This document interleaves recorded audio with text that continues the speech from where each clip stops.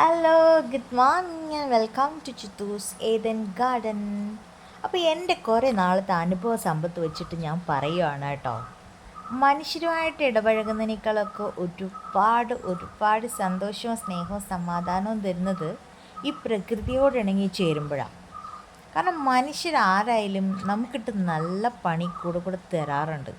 അപ്പം നമ്മൾ ഈ പണികൾ ഏറ്റുവാങ്ങാൻ നിൽക്കാതെ ഈ പ്രകൃതിയോടും സസ്യങ്ങളോടും ജീവജാലങ്ങളോടും ഒക്കെ നമ്മൾ കൂടുതൽ സമയം ചെലവഴിച്ചാൽ അത് നമ്മളെ മാനസികമായും ശാരീരികമായും എന്തുമാത്രം പോസിറ്റീവാക്കും എന്നുള്ളത് അനുഭവിച്ച് തന്നെ അറിയണം.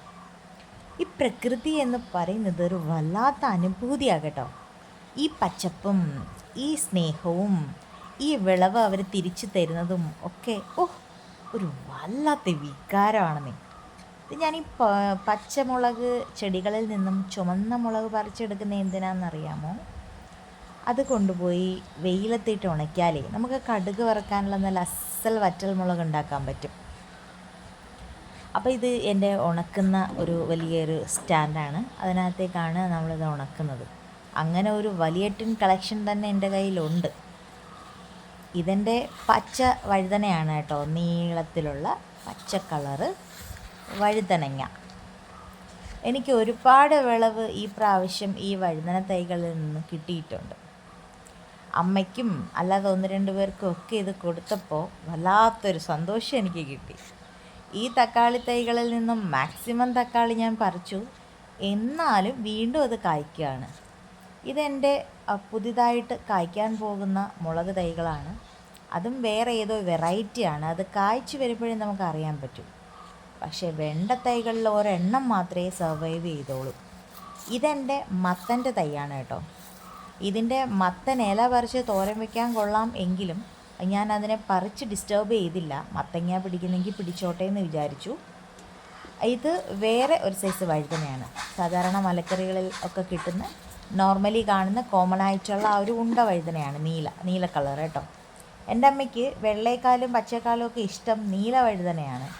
ഇന്ന് രാവിലെ ഞാൻ അമ്മയെ വിളിച്ചത് വീഡിയോ കോൾ കാണിച്ചപ്പം അമ്മയ്ക്കുണ്ടായ സന്തോഷം ചെറുതൊന്നുമല്ല. അപ്പം ഞാനിത് അമ്മയ്ക്കായിട്ട് നിർത്തിയിരിക്കുകയാണ്. ഇതിൽ പിടിച്ചിരിക്കുന്ന വഴുതന നല്ലോണം പാകമായെന്ന് തോന്നുന്നു. സത്യത്തിൽ എനിക്കിതിൽ നിന്നും പറിക്കാൻ പോലും ഇഷ്ടമില്ല. അത് അങ്ങനെ തന്നെ നിൽക്കുന്ന കാണാൻ എനിക്കിഷ്ടം. ഈ കുരുമുളക് ചെടിയെപ്പറ്റി പറയുകയാണെങ്കിൽ ഇത് അങ്ങ് നശിച്ചു പോയ കുരുമുളക് ചെടിയാണ്.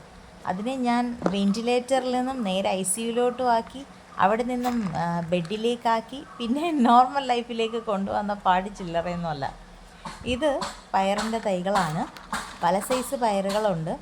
അതിങ്ങനെ പടർന്ന് കയറുന്നു. ഇത് കണ്ടോ, പുഴു അതിനകത്തൂടെ നടന്ന് റൂട്ട് മാപ്പ് വരച്ചതാണ്.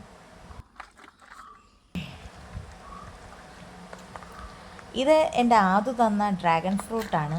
ഞാൻ നല്ല രീതിയിൽ വരുന്നുണ്ട്. എന്നെ അതിശയിപ്പിക്കുന്ന വിധത്തിൽ വിളവ് തരുന്ന ഒരു കുരുമുളക് ചെടിയാണിത്.